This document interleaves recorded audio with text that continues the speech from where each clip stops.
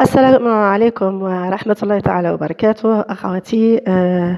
مساكم الله بالخير. أخواتي، اليوم بغيت نشارك معكم هذه الوصفة، وصفة بطاطا بزاف خفيفة على العشاء. أخواتي، إن شاء الله تكونوا في تمام الصحة والعافية، إن شاء الله الكل يكون بخير وعلى خير. أخواتي، أول حاجة نصلوا على النبي، اللهم صل وسلم وبارك على سيدنا محمد وعلى آله وصحبه أجمعين. الوصفة اليوم كما راكم تشوفوا وصفة بطاطا، مكونات بسيطة، والوصفة أبسط بكثير من المكونات، وغادي تجيب بزاف بنينة وبزاف هايلة.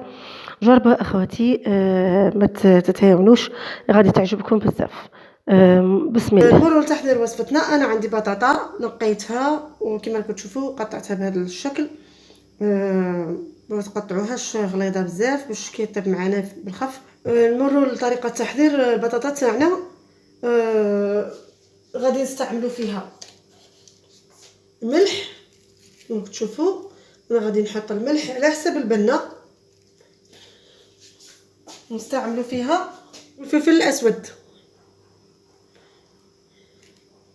اللي عندها المعدنوس دير المعدنوس، انا المعدنوس ما عنديش، غادي نديرها كما راكم تشوفوا.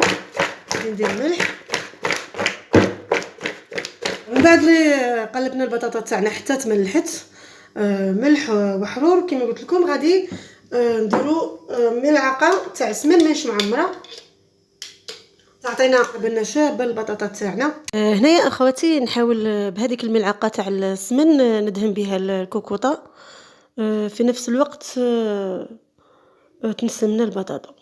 ومن بعد نحط البطاطا تاعي في الكوكوطه بهذا الشكل. بسم الله.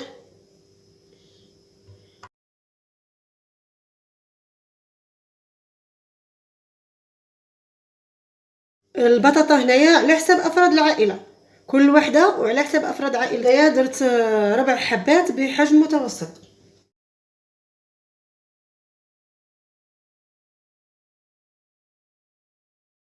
من بعد ما حطيت البطاطا في الكوكوطه، غادي نجيب حبات الجبن او الفرماج تاع مثلثات ونضيفه للبطاطا، غادي يعطينا بنه شابه.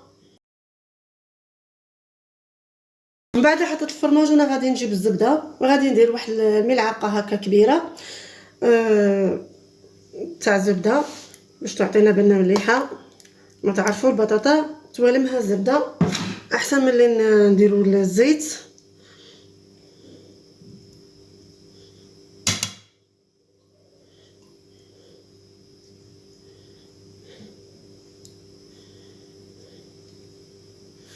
وفي الاخير انا غادي نضيف كاس معمر تاع كريم فريش. اللي ما عندهاش الكريم فريش دير حليب.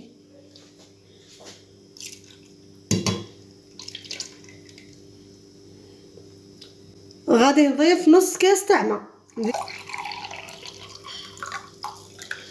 غادي نضيف نص كاس.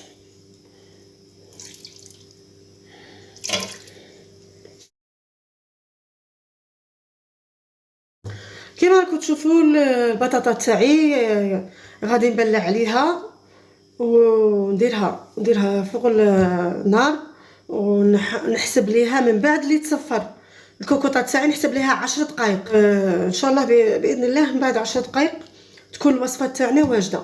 انا غادي نبلع عليها ونعاود نرجع لكم ملي توجد الوصفه تاعي. اخواتي، الوصفه هذه هي تاعنا. من بعد اللي طابت البطاطا حليت عليها وضفت لها الفرماج رابي كما راكم تشوفوا، ورشه تاع فلفل اسود. ان شاء الله نتلاقاو في صحن التقديم ونشوفوا الوصفه تاعنا في صحن التقديم واجده.